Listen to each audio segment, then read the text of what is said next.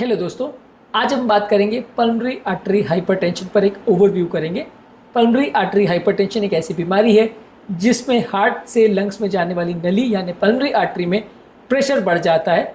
जिस तरह अगर शरीर का ब्लड प्रेशर बढ़ जाता है तो उसे सिस्टमिक हाइपरटेंशन बोलते हैं, उसी तरह अगर पल्मोनरी आर्टरी का प्रेशर बढ़ जाए तो उसे पल्मोनरी आर्टरी हाइपरटेंशन बोलते हैं।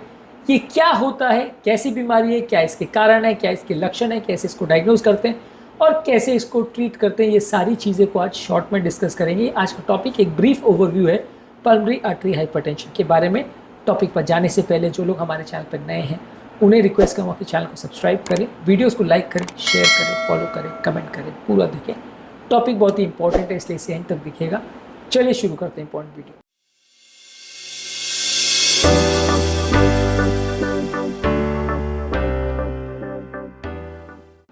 सबसे पहले पल्मोनरी आर्टरी हाइपरटेंशन, जैसे कि मैंने बोला, हार्ट से लंग्स में जाने वाली नली में किसी भी कारण से अगर प्रेशर बढ़ जाए तो उसे पल्मोनरी आर्टरी हाइपरटेंशन बोलते हैं।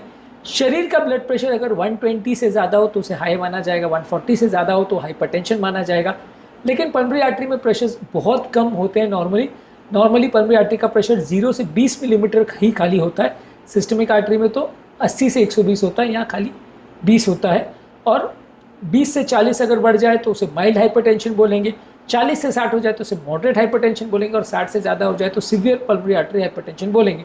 जबकि सिस्टमिक आर्टरीज में सीवियर सिस्टमिक हाइपरटेंशन आप 160 से ज़्यादा होगा तो बोलेंगे, तो बहुत ज़्यादा प्रेशर डिफरेंस होता है लेफ्ट और राइट साइड के बीच में।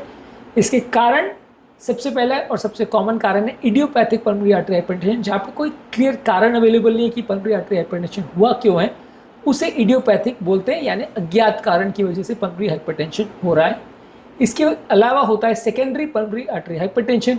इसमें कारण हार्ट की बीमारियों की वजह से भी हो सकता है, लंग्स की कुछ बीमारियां जैसे obstructive airway disease, interstitial lung disease में हो सकता है।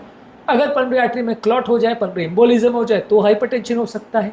स्लीप एपनिया में हो सकता है। कनेक्टिव टिश्यू डिसऑर्डर जैसे SLE और स्क्लेरोडर्मा में लंग्स डैमेज होता है तो उसकी वजह से हो सकता है।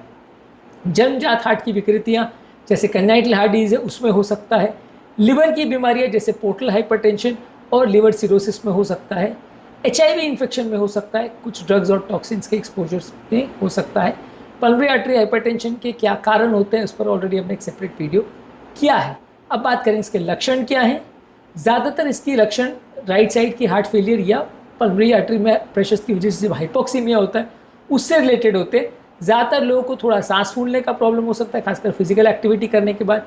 कमज़ोरी का एहसास हो सकता है, छाती में दर्द हो सकता है, चलने में धड़कन का एहसास हो सकता है, चक्कर का एहसास हो सकता है और अगर राइट हार्ट फेलियर हो तो पेट में पानी भरना, पाँव में पानी भरना, इस तरह के सिम्टम्स हो सकते हैं। डायग्नोसिस कैसे करेंगे?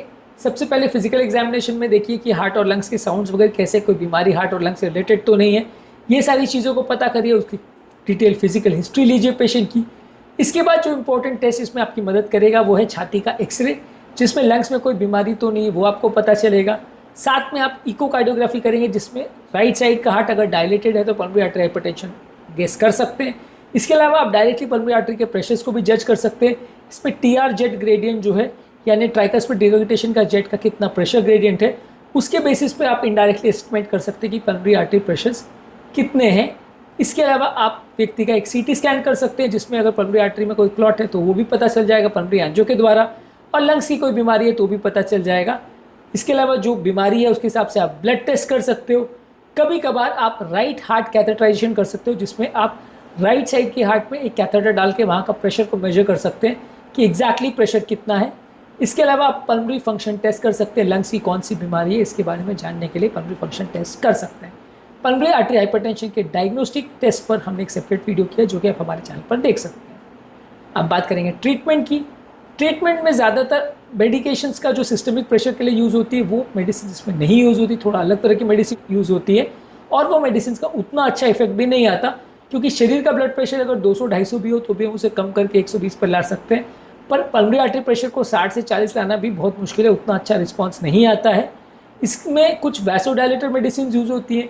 अगर राइट साइड फेलियर हो गया तो पेशाब बढ़ाने वाली दवाइयों का प्रयोग होता है। खून को पतला करने के लिए एंटीकोएगुलेंट दवाइयों का प्रयोग होता है जहाँ पर पल्मोनरी एम्बोलिज्म सस्पेक्टेड हो या उसके होने की आशंका हो। पल्मोनरी आर्टरी हाइपरटेंशन के डिटेल ट्रीटमेंट और उसकी मेडिसिन पर ऑलरेडी हमने सेपरेट वीडियो किया जो कि आप हमारे चैनल पर देख सकते हैं। ज़्यादातर इस तरह के पेशेंट्स को ऑक्सीजन सैचुरेशन कम होता है, इसलिए उनको ऑक्सीजन थेरेपी दी जाती है। और कभी कभार अगर किसी व्यक्ति को बहुत ज़्यादा राइट हार्ट फेलियर हो रहा है और राइट साइड की वॉल्यूम बहुत ज़्यादा बढ़ गया है, तो बलून एट्रियल सेप्टोस्टोमी या एट्रियल सेप्टोस्टोमी करते हैं, जिसमें एक सर्जरी द्वारा जो इंटर एट्रियल सेप्टम में यानी लेफ्ट एट्रिया और राइट एट्रिया के बीच की जो दीवार है उसमें एक छेद कर देते हैं, ताकि राइट एट्रिया में जो एक्सेस ब्लड भर गया है वो शंट होकर लेफ्ट साइड की तरफ जा सके और व्यक्ति का लंग कंजेशन थोड़ा रिलीव हो जाए। इसके अलावा जिन लोगों को सीवियर पल्मोनरी आर्टरी हाइपरटेंशन होता है और वो कोई दवा को रिस्पॉन्ड नहीं करते, वहाँ लंग ट्रांसप्लांटेशन प्लान कर सकते हैं, जहाँ पे लंग्स और उसकी नलियों को पूरा बदल दिया जाता है, जिससे कि बीमारी काफ़ी समय तक क्योर हो जाती है, जब तक दोबारा ये बीमारी पलट के ना आए। प्रोग्नोसिस की अगर बात करें, ज़्यादातर पल्मोनरी आर्टरी हाइपरटेंशन में व्यक्ति का मरना या बचना बहुत सारे कारणों पर डिपेंड करता है। कितना सीवियर हाइपरटेंशन है, कैसी व्यक्ति की हालत है, दवाइयों को कैसा रिस्पॉन्स हो रहा है, कितना अग्रेसिव थेरेपी हो रहा है, बहुत सारी चीज़ों पर डिपेंड करता है कि व्यक्ति के लॉन्ग टर्म सर्वाइवल के चांसेस कैसे हैं। जिन लोग को सीवियर आर्टरी हाइपरटेंशन है उनकी मृत्यु काफ़ी जल्दी हो जाती है, 2-4 साल के अंदर ही मृत्यु हो जाती है। जिन लोगों को माइल्ड पल्मोनरी आर्टरी हाइपरटेंशन है वहाँ ज़्यादातर दिक्कत नहीं आती है, व्यक्ति ज़िंदगी भर भी जी सकता है, इतनी दिक्कत नहीं आती है। आज के टॉपिक में पल्मोनरी आर्टरी हाइपरटेंशन पर हमने एक डिटेल ओवरव्यू किया, जहाँ पे हमने इसके कारण, इसके लक्षण, इसके डायग्नोसिस, इसके ट्रीटमेंट और इसके ओवरऑल प्रोग्नोसिस पर बात करी। उम्मीद करूँगा कि आज के टॉपिक में कुछ नया जानने को मिला होगा। जो लोग हमारे चैनल पर नए हैं उन्हें रिक्वेस्ट करूँगा कि चैनल को सब्सक्राइब करें, वीडियोज़ को लाइक करें, शेयर करें, फॉलो करें, कमेंट करें, पूरा